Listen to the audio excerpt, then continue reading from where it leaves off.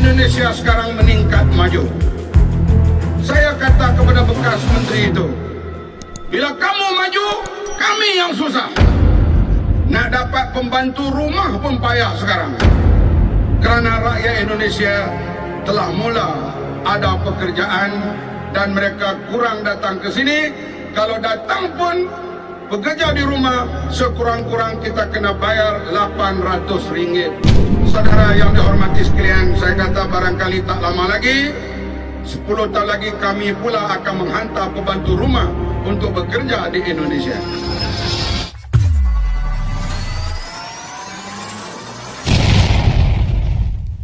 Hai guys, Assalamualaikum warahmatullahi wabarakatuh. Salam sejahtera, kembali lagi di Tengku Ruk Channel. Semoga anda yang menonton video ini sentiasa dirahmati dan juga diridhoi oleh Allah SWT, serta sentiasa saya ingatkan pada diri saya sendiri dan juga kepada penonton di luar sana bahawa setiap napas yang kita sedut ini, yang keluar dan masuk ini harus kita syukuri. Inilah nikmat yang tidak pernah putus-putus, yang selalu kita lupakan. Maka itu, ingatlah bahawa nafas ini adalah pemberian daripada Allah. Tanpa nafas tidak adalah kehidupan kita pada hari ini. Jadi guys, untuk kali ini saya amat tertarik dengan Presiden Jokowi guys, di mana sejak dia menjabat menjadi presidennya, Indonesia semakin hari semakin berkembang. Dan apa yang menariknya di sini, saya telah react baru-baru nih terkait dengan satu lombong ya, di mana lombong emas tu telah dikuasai oleh Amerika sudah sekian lama, berpuluh tahun. Akhirnya dapat kembali oleh Presiden Jokowi guys. Inilah salah seorang presiden yang harus dibanggakan oleh rakyat Indonesia. Dan saya daripada Malaysia sentiasa mengikuti perkembangan tetangga saya di Indonesia, terutamanya dari segi pembangunan yang ada di Indonesia. So, kali ini saya akan react 4 sebab Indonesia bakal lebih maju berbanding dengan Malaysia. Jadi, apakah puncanya Malaysia ketinggalan daripada Indonesia guys? Kenapa? Ayo saya mau tengok apakah punca-puncanya dan apa kelebihan pada Indonesia ni sehingga kan Malaysia ketinggalan ya dari segi pembangunan guys. Jadi ayo kita semak video ni. Dan sebelum saya lanjut, ini video saya tengok daripada channel Drama Politikus ya guys, Drama Politikus. Jadi ayo sama-sama kita nonton apakah kenapa Indonesia berjaya ya kalahkan Malaysia guys. Kenapa dan kenapa? Ayo saya mau tengok apa dia punya data dan info ini. Jadi yuk kita semak video ini. Tapi guys, sebelum itu ya, jangan lupa untuk like, komen dan juga subscribe. Sokong juga ini channel Drama Politikus ya, sebab ini adalah video ya. Jadi ayo kita sama-sama sajikan, kita tengok ini video. Mengapa sebab ya, di sini dikatakan ada 4 sebab Indonesia bakal lebih maju berbanding dengan Malaysia guys. Jadi mana yang patut kita contohi, kita ikuti ya. Jadi ayo sama-sama kita tengok video ni. Jom. Sejak pandemik COVID-19 melanda dunia, terdapat beberapa negara yang pada awalnya nampak gagal berbanding Malaysia, kini semakin berjaya untuk berkembang meninggalkan kita. Ini antaranya data. adalah negara jiran, Indonesia. Oh, Indonesia. Dalam video kali ini, kita akan lihat 4 sebab kenapa Indonesia akan berkembang dengan pesat meninggalkan kita di saat-saat wabak COVID-19 makin berleluasa untuk menawan dunia. Teruskan menonton. Masa COVID, apa tindakan kepimpinan Indonesia? Apakah dia buat apa ni, lockdown? Kita tengok. Kalau di Malaysia buat lockdown guys.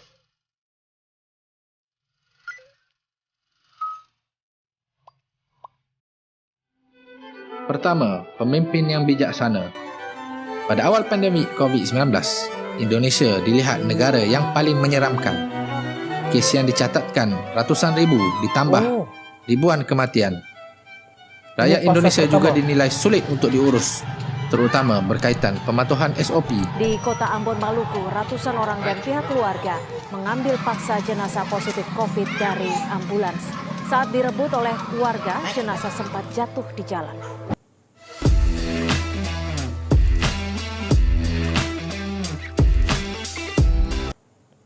Seorang pasien Masuk COVID-19 berita, di ya? Tasikmalaya, Jawa Barat mengamuk dan menolak saat dijemput petugas medis untuk dibawa ke rumah sakit.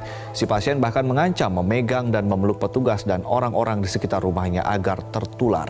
Oh, ini saat yang COVID Di samping masa mula-mula sikap tu kan. pemimpin Indonesia yang dilihat tidak berani untuk mengadakan lockdown.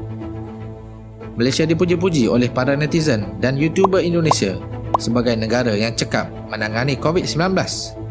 Namun, tempoh sanjungan itu tidak berlangsung lama. Kerajaan Abah yang pada awalnya nampak cemerlang Abah ni kemudian Muhyiddin bertukar Yassin ya. menjadi kerajaan gagal.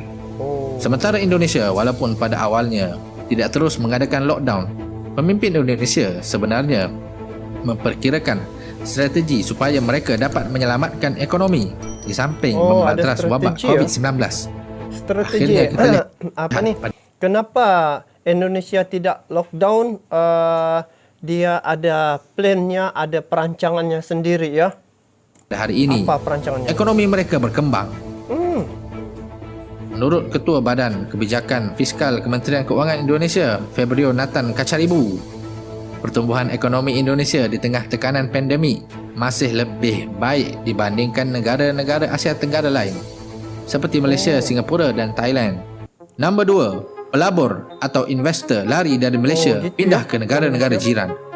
Menurut Jamari, Bijak Indonesia, dia tidak buat lockdown tetapi dia mencari satu inisiatif ya untuk membangunkan ekonomi. Sungguh pun pada awalnya itu tengok apa ni rakyat Indonesia, jenazah pun macam macam dorang mengamuk kan sebab jenazah tu tidak boleh disentuh begitu. Yalah zaman mula-mula COVID kan begitu. Mokhtar dan Amanda Yu, penyelidik di Emirates Research. Oh. Walaupun Malaysia terkenal sebagai negara yang memiliki kos terendah bagi menjalankan perniagaan di Asia Tenggara, lanskap politik negara yang tidak menentu kini menghalang syarikat teknologi besar untuk membina ibu pejabat serantau di negara ini. Contohnya Apple dan Samsung lebih memilih Vietnam untuk kilang pembuatannya, manakala Amazon akan membina 3 pusat data di Jawa Barat Indonesia pada akhir 2021 dan Amazon dia membina 3 pusat ya di Jawa Barat.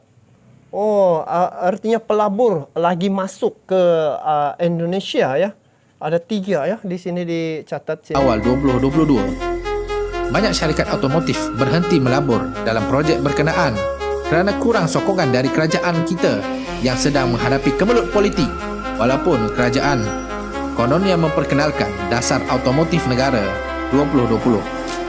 Sementara itu, komitmen pemerintah Indonesia dalam mempromosikan kenderaan elektrik menyebabkan Hyundai memutuskan memindahkan ibu pejabat Asia Pasifik dan pusat latihannya dari Malaysia ke Indonesia selewat-lewatnya yang penghujung itu. tahun ini. Ini adalah contoh terbaru. Manakala sebelum ini, penyedia perkhidmatan e-hailing Grab yang diasaskan rakyat Malaysia memindahkan ibu pejabat mereka ke Singapura kerana ekosistem syarikat pemula yang lebih mapan di republik itu berbanding negara kita. Situasi ini menunjukkan kemelut politik secara berterusan memberikan impak negatif terhadap pelaburan, kata Emirates Research Institute. Selain itu, syarikat pengeluar kereta elektrik Tesla mengumumkan pelaburan berjumlah 4.0 bilion US dollar sekaligus meletakkan Indonesia dalam rantaian nilai global value change produk keluaran Tesla. Wow. Contoh lain, Google bergandingan dengan syarikat pelaburan kerajaan Singapura, Temasek, untuk melabur 350 juta US dollar ke dalam syarikat unicorn e-commerce iaitu Tokopedia yang berpangkalan di Jakarta, Indonesia. Pelaburan di dalam Tokopedia ini dijangkakan akan bernilai 83 US dollar pada tahun 2025. Mantap lah. Polisi yang menjadikan abang besar ASEAN sebagai negara mesra pelabur asing yang dianjurkan oleh Presiden Joko Widodo nampaknya ASEAN mula abang besar, menampakkan hasil Jadi persoalan sekarang, apa yang Azmin Ali, Menteri MITI yang buat di Malaysia ini? Dan siapa saja yang tinggal di Malaysia untuk melabur? BMF atau GDBAP 333? Yang ketiga, Indonesia memajukan pendigitalan untuk peniaga kecil dan sederhana. Menteri Koordinator Bidang Kemaritiman dan Investasi Luhut Panjaitan optimis ekonomi Indonesia mampu mengatasi negara jiran. Hal ini merujuk kepada trend digitalisation peniaga kecil dan sederhana di Indonesia yang terus meningkat. Luhut Panjaitan yakin Indonesia mampu mengalahkan Malaysia dan Singapura pada tahun 2025. Menurut beliau, peran penting platform e-commerce menjadikan hal yang cukup vital dalam proses digitalisasi PKS di Indonesia. Kerajaan Indonesia sendiri menyasarkan sekurang-kurangnya 50% perusahaan kecil sederhana dapat go digital pada 2021. Pada Disember lepas sahaja sudah ada 3.4 juta syarikat kecil dan sederhana yang memasuki ekosistem digital. Menerusi program 3 juta usaha mikro kecil dan menengah atau PKS go online melalui kempen mereka Bangga Buatan Indonesia. Masya Allah. Yang terakhir, kadar vaksin per hari yang lebih tinggi di Indonesia. Menurut Bloomberg.com, COVID-19 vaksin tracker dengan kadar 22,949 dos per hari, Malaysia dijangka akan memvaksin 2/3 populasi dalam tempoh 5.7 tahun. Manakala Indonesia dengan kadar 227,066 dos per hari dijangka akan berjaya memvaksin 2/3 populasi mereka dalam tempoh 4.6 tahun. Sebagai kesimpulan, Indonesia lebih maju berbanding Malaysia kerana telah memvaksin 3.3% populasi dengan pemberian 18 juta dos yang sudah diberikan. Manakala Malaysia di bawah Adham Baba yang menghilang entah ke mana baru mampu memvaksin 1.9 populasi kita dengan hanya 1.2 juta dos yang sudah diberikan. Sekian dahulu 4 sebab kenapa Indonesia bakal lebih maju berbanding Malaysia menjelang COVID-19. Jika anda merasakan ada yang salah dalam data dan fakta yang kami berikan, silakan bantai dan hentam kami di komen di bawah. Terima kasih kerana menonton. Nah guys, so itulah ya 4 sebab Indonesia bakal lebih maju ya. Jadi fakta-fakta tadi ketika berlakunya pandemik COVID ya, Indonesia dia mencari jalan ya untuk bagaimana mengatasi krisis ekonomi terutamanya, sehingga kan yang saya nampak Indonesia dia tidak membuat total lockdown, tetapi berbanding dengan Malaysia, total lockdown tu memang ada lah guys, terjadi di Malaysia. Jadi apabila kita buat perbandingan ya, kemajuan yang dikecapi oleh Indonesia ni, salah satu perkara yang penting adalah disebabkan Indonesia dia punya dari segi kekukuhan politik itu masih dijawat ataupun dipegang oleh Presiden Jokowi ya. Tidak ada perubahan. Jadi mungkin itu salah satu kekuatan untuk Indonesia bertahan dari segi krisis ekonomi ketika berlakunya ancaman COVID ini. Tetapi berbeza dengan Malaysia, dalam tempoh COVID di situlah pertukaran kerajaan, isu politik, jadi tidak dapat fokus untuk pembangunan negara. Jadi sekarang ni sejalah ada stabil sedikit setelah diambil alih oleh Ismail Sabri. Namun tidak lama lagi akan berlaku lagi pilihan raya. Jadi apapun apa yang saya nampak di sini, bahawa kemajuan Indonesia ini sebenarnya bergantung kepada kepimpinan yang dipimpin oleh Presiden Jokowi ya.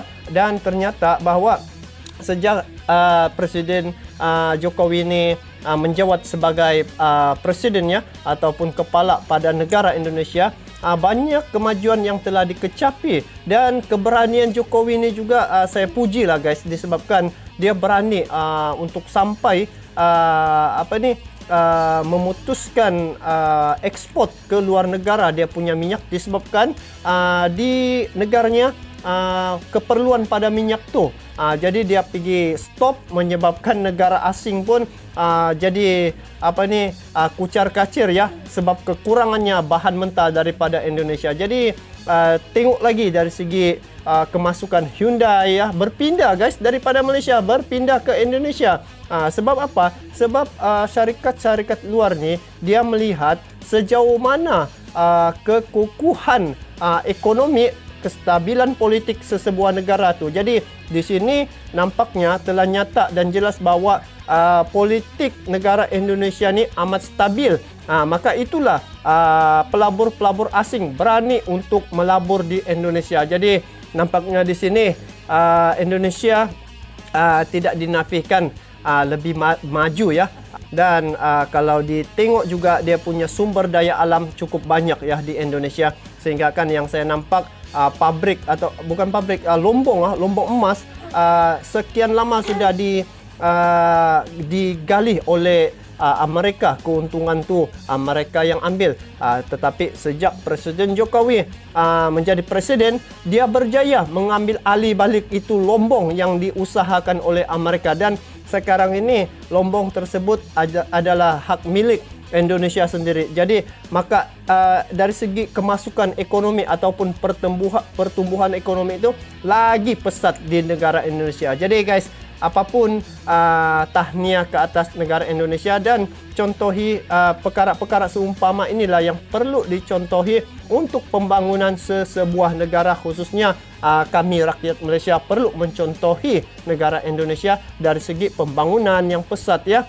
Dan sebenarnya inilah yang dibanggakan sebenarnya oleh rakyat Indonesia, dan seharusnya harus dibanggakan sebenarnya juga oleh rakyat Indonesia disebabkan mempunyai pemimpin yang begitu berjiwa rakyat. Jadi semoga Presiden Jokowi terus diberi kesehatan dan juga diberi kecergasan dalam urusan-urusan mentadbir negara. Jadi guys, tahniah sekali lagi. Bagaimana pula pandangan kalian terkait dengan perkara ini? Kalian bolehlah komen di bawah. Jadi itu saja untuk kali ini. Kita bertemu lagi di video akan datang, dan insya-Allah saya akan react lagi